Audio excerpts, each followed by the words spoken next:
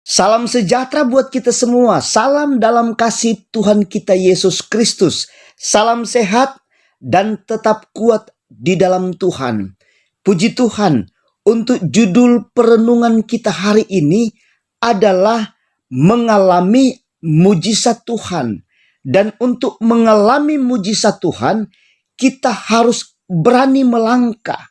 Mari kita lihat bersama-sama kisah dari bangsa Israel yang mengalami mujizat Tuhan atau mengalami keajaiban Tuhan. Suatu waktu bangsa Israel ini pernah berada di sebuah titik penyeberangan di antara padang gurun dan tanah perjanjian.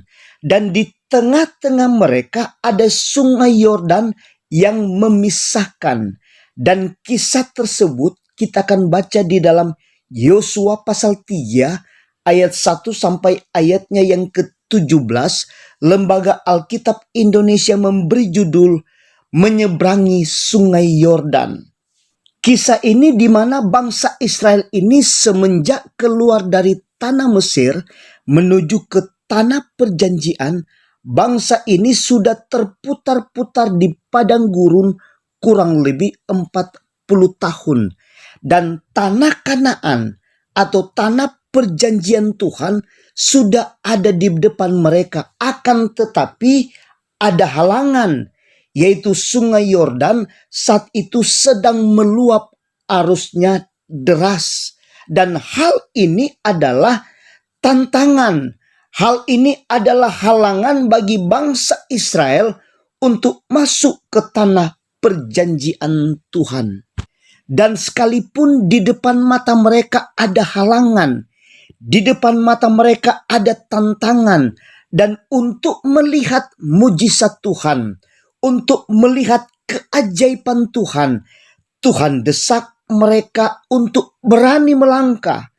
Tuhan desak kepada Yosua dan bangsa Israel ini untuk berani ambil keputusan untuk menyeberang. Sekalipun pada kenyataannya sungai Yordan sedang meluap yang jadi halangan mereka. Dan jika mereka harus tunggu airnya surut, itu berarti harus tunggu 2-3 bulan lagi baru boleh menyeberang. Dan itu artinya musim menuai di tanah perjanjian itu sudah lewat. Dan jika musim menuainya sudah lewat, bangsa ini pasti akan kelaparan. Sebab mana atau roti yang turun dari sorga atau makanan yang Tuhan kirim dari sorga itu saat itu sudah berhenti. Makanya Tuhan desak kepada mereka untuk menyeberang dan untuk mengalami mujizat Tuhan, untuk melihat keajaiban Tuhan yang akan terjadi. Maka yang pertama adalah kuduskanlah dirimu. Yosua pasal 3 ayatnya yang ke-5. Berkatalah Yosua kepada bangsa itu, kuduskanlah dirimu, sebab besok Tuhan akan melakukan perbuatan yang ajaib di antara kamu. Ternyata kekudusan diri kita itu sangat penting. Sebab dengan kekudusan diri kita, maka Tuhan akan bergerak dengan luar biasa. Dan seluruh mujizat Tuhan, seluruh kebaikan janji Allah, seluruh keajaiban-keajaiban Tuhan, muaranya adalah untuk menguduskan diri kita. Untuk membuat kita serupa dan segambar dengan Tuhan. Dan Tuhan mau melalui berkat-berkat Tuhan, kita itu semakin dekat dengan Tuhan, sehingga kekudusannya melimpah dalam hidup kita. Jadi mujizat Tuhan itu memerlukan kekudusan diri kita. Sebab firman Tuhan berkata, tanpa kekudusan tidak seorang pun akan melihat Tuhan. Ibrani pasal 12 ayatnya yang ke-14. Berusahalah hidup damai dengan semua orang dan kejarlah kekudusan, sebab tanpa kekudusan tidak seorang pun akan melihat Tuhan. Yang kedua, berdirilah teguh di atas firman Allah. Yosua pasal 3 ayat 8 sampai ayatnya yang ke-9. Ayat ini Tuhan berfirman kepada Yosua, "Maka kau perintahkanlah kepada para imam pengangkat tabut perjanjian itu demikian. Setelah kamu sampai ke tepi air sungai Yordan, haruslah kamu tetap berdiri di sungai Yordan itu." Lalu berkatalah Yosua kepada orang Israel, "Datanglah dekat dan dengarlah firman Tuhan Allahmu." Ayat-ayat ini artinya, peganglah firman Allah dan berdirilah teguh di dalam firman-Nya. Jadi saat menunggu mujizat Tuhan, berdiri teguh di atas firman-Nya. Saat menunggu jawaban doa dari Tuhan, berdiri teguh di atas firman-Nya. Saat keadaan gelap dalam hidupmu, berdiri teguh di atas firman-Nya. Kemudian yang ketiga, berani melangkah. Sekalipun saat itu air sungai Yordan sedang meluap dan arusnya sangat deras. Kita akan baca di dalam Yosua pasal 3 ayat 15 dan ayatnya yang ke-16. Segera sesudah para pengangkat tabut itu sampai ke sungai Yordan, dan para imam pengangkat tabut itu mencelupkan kakinya ke dalam air di tepi sungai itu. Sungai Yordan itu sebak sampai meluap sepanjang tepinya selama musim menuai. Maka berhentilah air itu mengalir. Air yang turun dari hulu melonjak menjadi bendungan jauh sekali di dekat Adam, kota yang terletak di sebelah Sartan.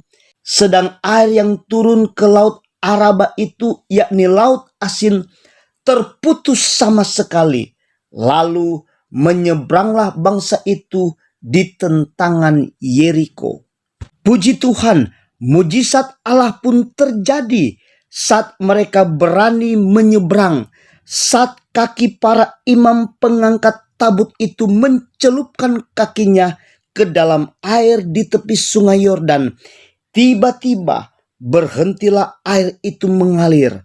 Air yang turun dari hulu itu menjadi bendungan. Lalu ayatnya yang ke-17 berkata, "Tetapi para imam pengangkat tabut perjanjian Tuhan itu tetap berdiri di tanah yang kering, di tengah-tengah sungai Yordan, sedang seluruh bangsa Israel menyeberang di tanah yang kering, sampai seluruh bangsa itu selesai menyeberang sungai Yordan." Jadi mujizat Allah pun terjadi kepada bangsa Israel. Mereka mengalami mujizat Allah karena yang pertama, kuduskanlah dirimu. Dan yang kedua, berdiri teguh di atas firman Allah. Dan yang ketiga, berani melangkah. Dan dengan mujizat Allah ini, apa yang dilakukan oleh bangsa Israel? Mari kita akan baca di dalam Yosua pasal 4 ayat 5 sampai ayatnya yang ke-7. Dan Yosua berkata kepada mereka, "Menyeberanglah di depan tabut Tuhan Allahmu di tengah-tengah sungai Yordan, dan angkatlah masing-masing sebuah batu ke atas bahumu menurut bilangan suku orang Israel, supaya ini menjadi tanda di tengah-tengah kamu. Jika anak-anakmu bertanya di kemudian hari, apakah artinya batu-batu ini bagi kamu, maka haruslah kamu katakan kepada mereka bahwa air sungai Yordan terputus di depan tabut perjanjian Tuhan. Ketika tabut itu menyeberangi sungai Yordan, air sungai Yordan itu terputus. Sebab itu batu-batu ini akan menjadi tanda peringatan bagi orang Israel untuk selama-lamanya." Jadi ketika mereka selesai menyeberangi sungai Yordan, Yosua menyuruh bangsa ini mengambil batu untuk menjadi batu peringatan. Artinya begini, untuk ingat mujizat Allah, untuk ingat mengalami keajaiban Tuhan yang telah terjadi kepada mereka, Yosua sebagai pemimpin menegakkan 12 batu di tengah-tengah sungai Yordan itu untuk menjadi batu peringatan, menjadi tanda peringatan bagi bangsa Israel untuk selama-lamanya. Dan dengan ayat-ayat ini, dengan batu peringatan ini, firman Tuhan ingatkan kepada kita semua supaya saat kita alami mujizat Tuhan, supaya saat kita mengalami keajaiban-keajaiban Tuhan, jangan cepat lupa akan keajaiban Tuhan itu. Jangan cepat lupa mengalami mujizat itu. Sebab banyak orang Kristen cepat lupa, gampang sekali lupa dengan kebaikan Tuhan yang kita alami.